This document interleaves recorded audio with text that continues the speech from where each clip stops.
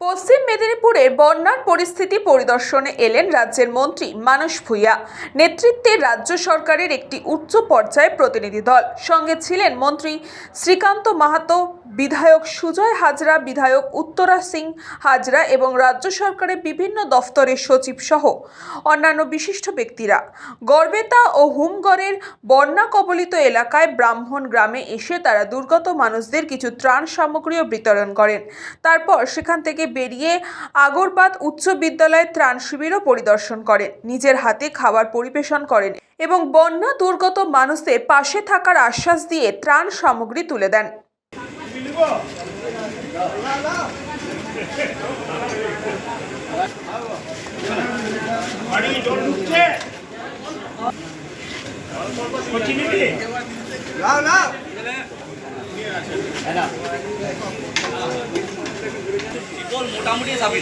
মোটামুটি না,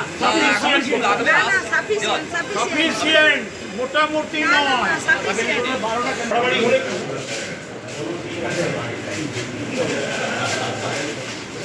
তোমার ঘর কোথা?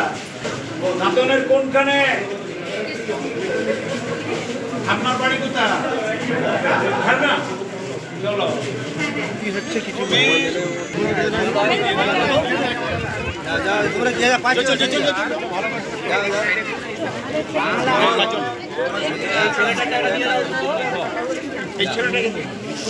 লোক বলছিল যে জেলার প্রশাসন, ডিএমএসপি এবং এখানকার প্রশাসন ঝাঁপিয়ে পড়ে কালকে অনেক রক্ষা করেছে। জল উঠে গেছিল একদম দেওয়াল অব্দি। এখানে দেখো আজকে জলটা নেই। মুখ্যমন্ত্রীর নির্দেশে এখানে এসডিআরএফ টিম চলে এসছে, দেখো নৌকো চলে এসছে। অর্থাৎ এই কথাটা বলতে চাই, দুর্যোগ তো থাকবে, প্রকৃতিকে তো কেউ চেন দিয়ে বেঁধে রাখতে পারবে না, অতি বর্ষণ কেউ কন্ট্রোল করতে পারবে না। এখনো গুমট দেখো কিরকম, তোমরাও তো দেখছো। তবে মুখ্যমন্ত্রী বলেছেন তিনি সবাইয়ের পাশে আছেন, কেউ যেন চিন্তা না করে। সব রকম ভাবে দুর্গত মানুষের পাশে সরকার আছে, থাকবে। মমতা ব্যানার্জি আছে, থাকবে। আমরা পর্যবেক্ষণ করে গেলাম।